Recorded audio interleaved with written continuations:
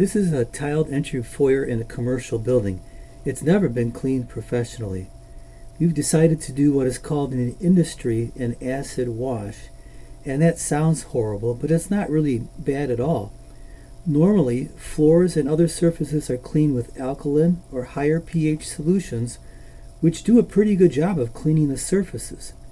However, over time and with repeated moppings, the minerals in the grout can migrate to the surface as it dries, forming kind of a crust at the top.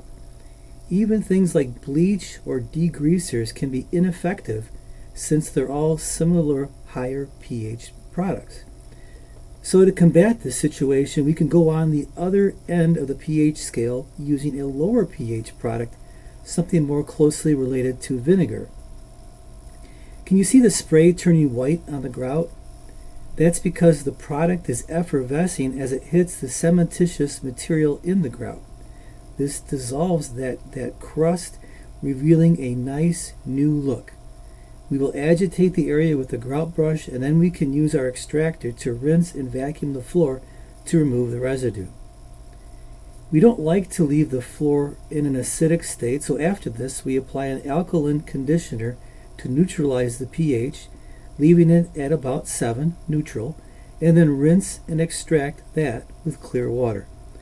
The final shot here shows the floor as it's drying. The lighter area is already dry, showing how we were able to nicely clean this floor. In another couple of hours, the floor will look even as the rest of the darker, damp areas begin to dry out. If you have any questions, please reach out to us through our website, rochestercarpetcare.com.